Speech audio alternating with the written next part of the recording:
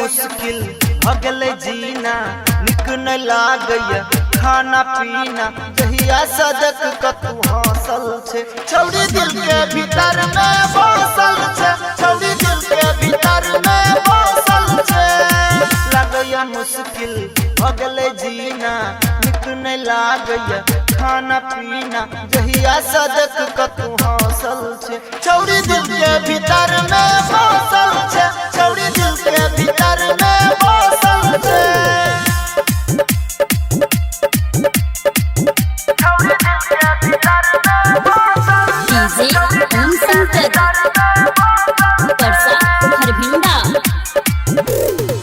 रूप तोहर लागो छौड़ी जेना किरनिया भोर के,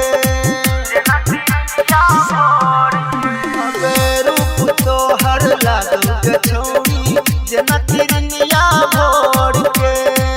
ओही दिन सा भेलियो दीवाना, छौड़ी के तोरे छोड़ के।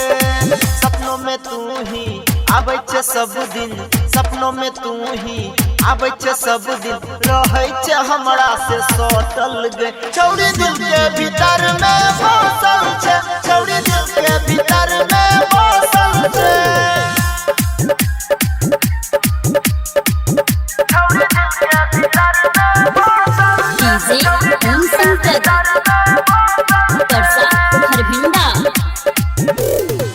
करे नहीं तू नखरा के बेसी, मैं जो न हमर बात गे,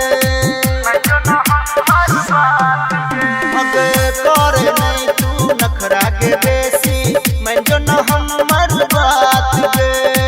रानी बना कर रखोगे तोरा नितिन अपना साथ में।